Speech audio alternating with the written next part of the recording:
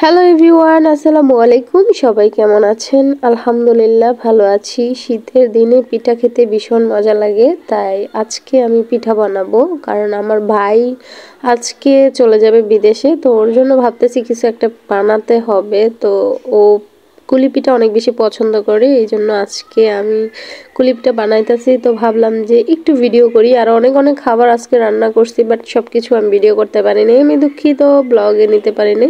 শুধু এই পিঠার রেসিপিটা তোমাদের সাথে শেয়ার করলাম। বিসমিল্লাহ করে আমার ভাইয়া খাইছে এবং খাইয়া সে অনেক খুশি, বলতেছে আমার বোন আমার জন্য কুলি পিঠা বানাইছে, মানে সে আলহামদুলিল্লাহ অনেক খুশি। তো সে নিজে নিজেই আর কি চুলার মধ্যে এই পিঠাগুলা সেকতেছে অনেক সুন্দর কইরা। প্রথম খোলাটা আমি সেকছি, বাকিগুলা ও নিজে নিজে সেকতেছে আর বলতেছে বইনা খুব মজা হইছে।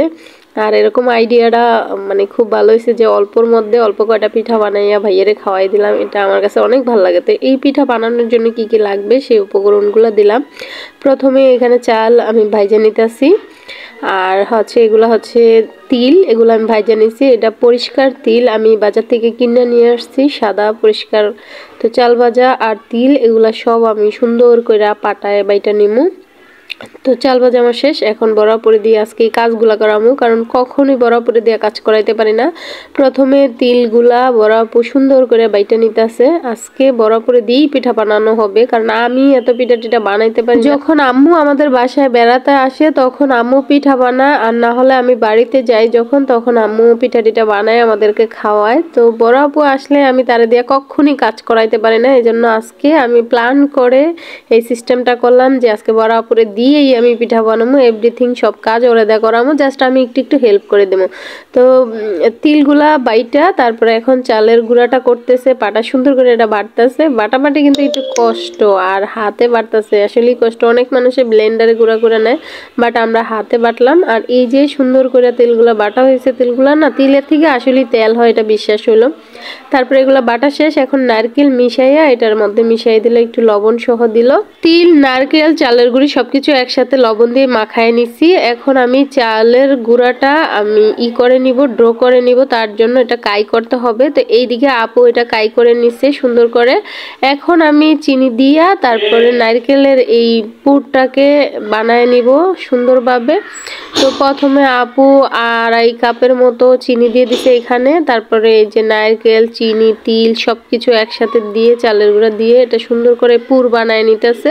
এদিকে পুর বানানো হয়ে গেছে, এদিকে আবার আমরা ডোটা একটু মাখায় নিচ্ছি। তো ভাইয়াকে দিয়ে আজকে মাখাবো, কারণ আমার আজকে বলছি যে আমি কোনো কাজই করব না, জাস্ট আমি ভিডিও করব আর ওদেরকে দেখাই দিব, ইন্টেনশন দিব, কিন্তু আমি কোনো কাজ করব না, ওদেরকে দিয়েই আজকে কাজ করাবো সবাই দিয়া।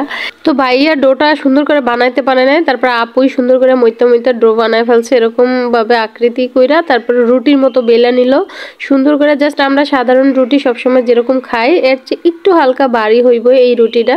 তো সুন্দর করে আপুর বেলা হয়ে গেছে, এখন এই যে পুর দিয়া তারপরে এটা সুন্দর করে কুলি পিঠা বানায় ফেলবো। তারপরে এইভাবে দিবে, তারপরে হচ্ছে সুন্দর করে এভাবে একটু চাপা চাপা দিব যাতে মানে আটাটা খইয়া না যায় রুটিটা। তারপরে একটা স্কেলের সাহায্যে এটা কাইটা নিল। এখন একটু ডিজাইন করে নিব সাইড দিয়ে এইভাবে সুন্দর করে ডিজাইন করে নিল। এই তো হয়ে গেল কুলি পিঠা। আর এই দেখো কত সুন্দর হয়েছে, আমি বলে আমার হাতে দিয়ে দেয় না, ও নিজে নিজে দেখাইলো। তো খুবই সুন্দর হয়েছে পিঠাটা। তো এইভাবে কইরা আমরা সবগুলা কাইটা নিমু সুন্দরভাবে। তো আর একটা দিয়ে দিল, তারপরে আবার সুন্দর করে এভাবে চেপা চেপা সাইড দিয়ে চেপা চেপা সুন্দর করে দিতে হইব। তারপরে আবার স্কেলের মাধ্যমে এটাকে আবার কেটে নেওয়া হইলো। তারপরে হচ্ছে যে সুন্দর করে সাইড দিয়া সুন্দর করে পেঁচায়া পেঁচা একটা ডিজাইন করে দিল, তাহলে দেখতে একটা সুন্দর দেখা যাইতেছে, কত সুন্দর হইতেছে তাই না? মাশাল্লাহ মাশাল্লাহ, বইনের আল্লাহ বাঁচায় রাখুক, কারণ সে সুন্দর করেই পিঠা বানাইতে পারে মাশাল্লাহ। সে কিন্তু সহজে কাজ করতে চায় না, তাও আজকে কাজটা করছে শুধু বাইয়ের খাওয়াইবো এই জন্য, নাইলে কিন্তু করতো না। এই তো সবগুলো বানানো হয়ে গেছে, আরো অনেকগুলো বানাইতেছে।